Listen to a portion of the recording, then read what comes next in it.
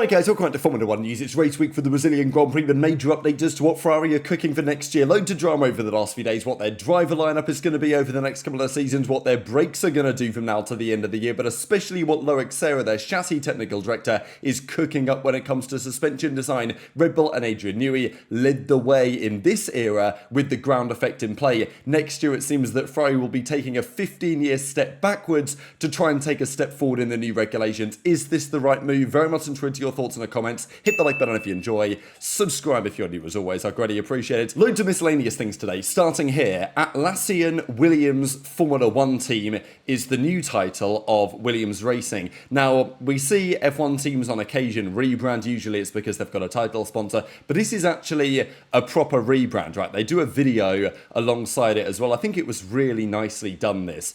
And look, you often see these big companies, they do a rebrand, they change their logo. Most of the time, it looks worse. But I actually think Williams have cooked with this. So they put this great video out honouring the heritage that Williams have had, the original logo that they put up in a second here over time, what their logo has been for the last few years as Williams Racing, and now the return to, so this is the old school logo from 1977. A return to a more traditional Williams logo with a slightly different branding. Look, they've still got the title sponsor, but anyway, so yeah, it went from Williams to this is the Williams logo that we know today. Then they've made the slight transition and it's become this, Williams Racing. Of course, they've still got their title sponsor. Actually, no, it's Williams F1 team, right? They've taken away the racing bit, now it's Williams F1 team. They've got the title sponsor, as I say. I think this is really nicely done. Okay, it's maybe not the biggest deal in the world, but for those of you who are old school Williams fans, of which I know there are many, when I went to the Grand Prix in Montreal, there were plenty of Williams hats and memorabilia I saw from, a very long time ago. So I know that there's many people out there who love Williams. They would love to see them get back to the top of the grid or at least be competitive over the coming seasons. And I think this is a pretty cool step. Now, look, is it the McLaren M upside down?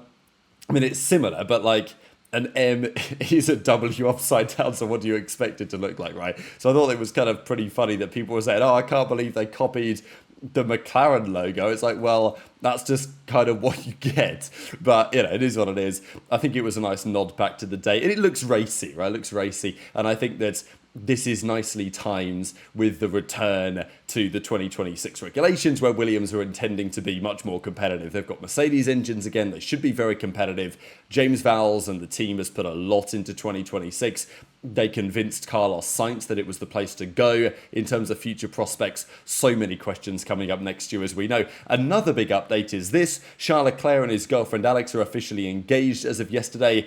Thought it was pretty funny, the pictures they put out here, because this is what Charles Leclerc tweeted. And the very first image was his dog. I mean, like, what's the focus of the image? Is it the ring? Is it what Leo? So anyway, I thought that was all rather nice, but that's been officially confirmed. The reason why I really wanted to mention this, I know it's been rumoured for some time, it's because of this whole driver's girlfriend stuff, right? Big drama. Carlos Sainz was especially vocal about it over the last couple of Grand Prix, when you're spending a lot of the Grand Prix looking in the garages. And it did seem like since Sainz's criticism wasn't just Sainz, but Sainz was the but the most vocal driver when it came to this type of stuff. It did feel like they'd actually made a step with regard to that, right? The upcoming Grand Prix seemed to be a little bit better. But Dean Locke says the following: we have the responsibility to show the full atmosphere of the event, what happens on the track, but also what occurs around it.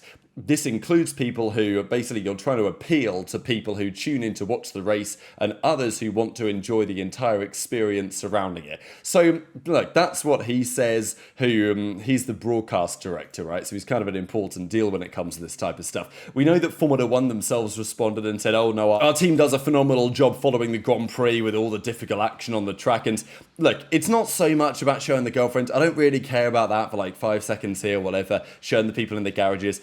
I'd prefer to see their reactions. Like, I'm quite interested if there's a close call or an overtake or some sort of celebration in the garage and the girlfriends or the family or the parents or the friends or whatever are celebrating it. Like, yeah, sure, I think that adds some value to the fans. What people don't want is when there's actual on-track action happening, they're not showing it for various reasons.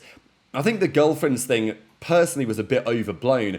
I think the problem was more so that we were watching lap after lap in Singapore, whatever, of just meaningless battles. Like, Lando was trying to overtake Max. It was never going to happen, right? So, like, he had damage. He wasn't getting close.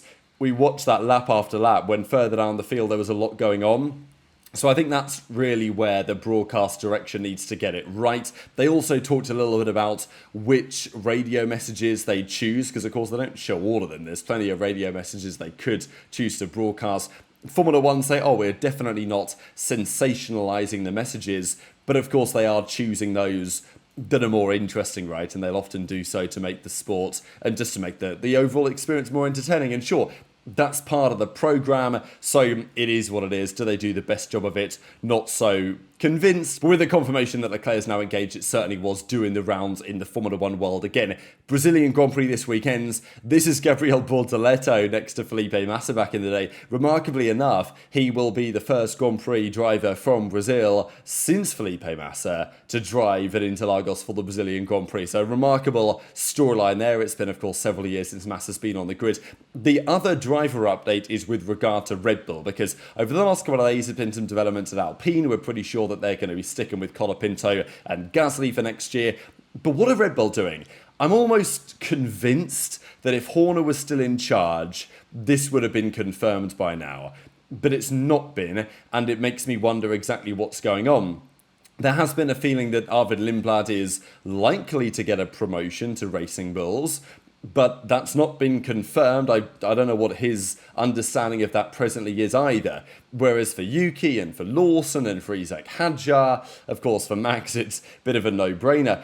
But Yuki said a couple of interesting things and said, look, I tried to give the best I can to improve myself and score some points. I'll just keep doing what I'm doing. It's up to them really what kind of lineup they want, which is a little cryptic, I guess, in terms of what they want to do. I guess his point is, do they want for next year a lineup with a bit more experience, or do they want to put Hadjar in the car with the belief maybe that in the coming years, if Max were to leave, they need a driver with some good experience in the top team, possibly. Red Bull do believe that Hadjar's the most promising rookie that they found in some time, which is kind of remarkable because they very nearly never promoted him at all.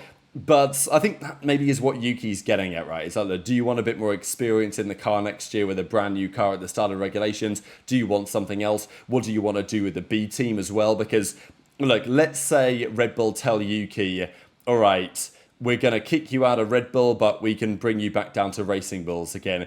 Do you even want to do that if you're Yuki? Look, you certainly wouldn't want to do it for long, right? The intention would be, if you were to do that, to try and jump ship to another team shortly afterwards. I don't expect Red Bull to do that anyway, given the circumstances. There were even some rumours that this is kind of a done deal. It is interesting because Eric Van Haren, who is well connected, he said quite a while ago now that this was a done deal, that Isaac Hadjar is in and Tsunoda is gone. But they've not confirmed it, Red Bull. There's not really been much further talk about it. The only talk we've had over the last week or so is that Laura Mekis is quite keen to keep Yuki. Helmut Marko wants to support Hadjar in the car. So who knows? But rumour has it that if Yuki is gone, he may well go to IndyCar. So, which I would quite like to see. I mean, I'd like to see Yuki be in Formula One. I think he could do a good job in IndyCar. But anyway, that's one of the rumours that is currently doing the rounds. And speaking of IndyCar, actually, this is Colton Herta. He was doing a little test in an old generation Formula 2 car, because we know that he's making the move to Formula 2 next year. Very exciting stuff. F2 is going to be an interesting grid next season, that is for sure.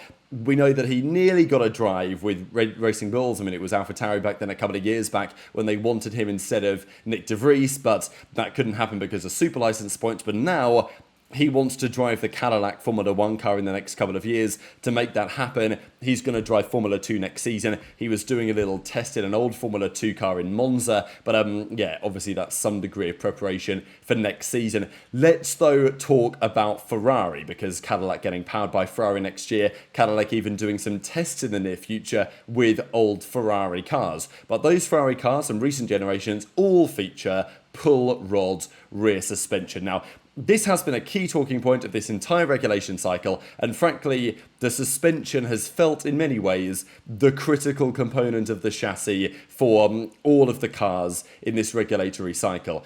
Adrian Newey spent pretty much all of his time when the regulations were initially announced in 2022 designing the suspension himself. He designed a suspension which, frankly, for Red Bull has not massively changed over the last few years, and most other teams have copied Newey's early philosophy in the entirety of these regulations. Now, next year, the regs are going to be considerably different. The floor design is different, the Venturi tunnels are gone. Doesn't mean that ground effect isn't relevant entirely. You probably can add a bit more rake back into the cars. Ground effect is going to be a thing, but it's certainly not going to be as relevant as it is today. It's going to give the teams more freedom when it comes to those decisions. They don't have to run the car super low, super stiff all of the time like you do with the present machines and run the risk of various issues. So that changes what you need out of your car, what you need out of your suspension. But fundamentally, there is still some level of ground effects to be considered, so it's still a relevant factor, right? And the feeling is that the teams are able to at least gain some understanding of what they want to do next year based on what they have done this year so far. So, Ferrari's Project 678, that's next year's car. What they're going to call it, who knows? The SF26, possibly, but I don't know if they're going to do that because the SF25... or the SF24, or the SF23, not exactly championship-winning cars. They may go down a different naming convention. We'll see what they decide to do. But over the last few days, there's been a feeling that they're happier now with what they've done on the suspension. We know that they tweaked the rear suspension earlier in the year, and as a result, they found at least something that they're happier with in terms of their development. It may not be the overall conceptual decision. It might be something else, but there is a feeling that Ferrari have understood things are not totally atrocious, and next year they've gained some learning. At least I think their belief is they changed the suspension in a certain way. It did, in hindsight, what they expected it to do, or at least they learned plenty from doing so, and now they are able to push forwards with better knowledge under their belts that what they are approaching is actually the right technical direction. But the key points that De Kessa points out today with Auto Racer is that they're moving back to a pushrod rear suspension. So just to keep this in mind, for the entirety of this regulation cycle, and frankly for a very long time now at this point, Ferrari and Red Bull have had entirely opposite suspension conceptual designs. Over the last couple of years, the feeling was that the pushrod rear and the pull-rod front was maybe slightly better aerodynamically, but from a performance perspective, it didn't really make much difference. That was Ferrari's assertion, therefore they stuck with their way of doing it. So Ferrari, for the last few years, they've used pushrod front suspension and pull-rod rear suspension, whereas Red Bull, certainly since 2022, but for a long time, but Newey designed for these era of cars, a pushrod rear and a pull-rod front. Now, for the entirety of this regulatory period, most other teams have now copied the Newey approach. Mercedes, Aston, etc. They've all kind of copied Red Bull and gone for the pushrod rear and the pull-rod fronts. Now, of course, next year, the regulations change quite considerably. Who knows what will be best? That's a good question.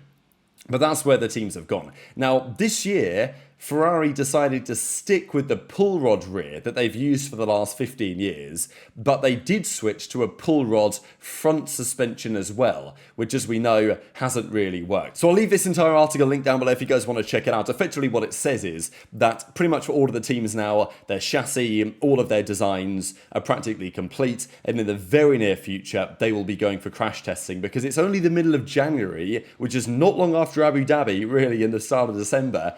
We do pre-season testing in Barcelona, then we have more testing, then we go to the first Grand Prix in Melbourne. So there's a lot going on. Ferrari are pretty much ready to go. They have a chassis that's pretty much ready to go for crash testing. And the big rumour is that Loic Serra. So Loic Serra has come into this team. He's now the chassis technical director, used to work with Hamilton at Mercedes for some time. This is kind of his first proper car. He came in, not that long ago, not long ago enough to really have too much impact on what the SF25 became. And they changed their front suspension, as I said, from push rod to pull rod front suspension, and it clearly has not delivered exactly the desired results. They made some tweaks at the rear, they've not really worked, but the feeling is that Ferrari now understand enough that they can push forwards. But this is a pretty major change, and the feeling is that Ferrari are going to return to a pushrod rear suspension, which is the first time they've used it since the Ferrari F10 way back in 2010. And this is that car in question there with some legendary logos on it, I'm not going to lie. So this is the last machine that Ferrari used that featured the pushrod rear suspension, which is quite remarkable to think that for this entire period, I mean, the last time that Ferrari had a pushrod rear, Hamilton, had only won one world championship, and I mean, probably Kimi Antonelli had barely been born, right? So that's kind of where we are. It's a long time ago, and Ferrari have been very consistent on this approach. They've built up years and years of technical expertise on pull rod rear suspensions over the last couple of generations of cars, but none of it's really worked, right? Now, I'm not saying that that's the be-all and the end-all. There's clearly other things going on at Ferrari and the way their cars have been designed, but I think it's an interesting time for Leclerc to say, okay, we're going back to the pushrod rear. In that regard, we're copying Newey and Red Bull, what they've done for this entire cycle. They believe that's going to serve them the best. The other rumour, though, is that they're going to stay pushrod on the front as well. So instead of going pushrods and do it split, right, with pushrods rear, pull rod fronts, which is what Red Bull have done for the last few years, they're going to go pushrod. They're going to say, okay, the front suspension we did this year, the switch to the pull rod, that didn't really work. We're going to go back to what we know on that front, literally on the front. But on the rear, we're going to go back to what we did once know back in 2010 and 2006 and, a very long time ago at this point. So very interesting decision. It's definitely a big step away from where they've been, but that's probably a good decision, right? Like, I think many Ferrari fans will probably hear this, if it is going to be called the SF26, and say, okay, this is probably a good decision in terms of taking some risk in order to have some reward. But there is a feeling elsewhere that they're not taking that much risk. They do believe that their car, what they've done this year with the SF25, has helped their knowledge and understanding for next time. But certainly when it comes to suspension concept, Leclerc does seem to be taking a rather different approach. So intrigued your thoughts in the comments. Speaking of Ferrari, they've not had a good time historically at Interlagos, right? Remarkably enough, the only Ferrari car to take a pole in Interlagos for the last 17 years is Magnussen in a Haas, which was Ferrari powered in 2022. 2 bites of the cherry, I guess, this weekend, because it is a sprint weekend. We kick off on the Friday with practice, then there's sprint qualifying. The Saturday will be the sprint, then the main qualifying session, then the race on Sunday. This is what the weather forecast looks like. So I'll just hit the refresh here to see if anything is updated massively. This is the Friday. There are some potential rain showers expected on the local times. Saturday, it's looking potentially a little bit more. We're talking thundery showers. That could get pretty tasty. And then Sunday, it looks like relatively light rain for a large swathe of the day. So, that's just on the BBC weather here. You guys may have a better weather app to check out in your own time. The point is that rain will likely affect the weekend to some degree. There are plenty of competitive sessions. It's not just practice and then qualifying on Saturday afternoon. There is competitive sessions Friday, Saturday and Sunday. So it's pretty likely that rain will affect the weekends. Is that good news for Max? Based on what happened last year, absolutely yes. I think Max will be delighted to hear that there is rain on the horizon this weekend. At least one of the upcoming weekends, Max is going to need a big swing when it comes to the championship decider.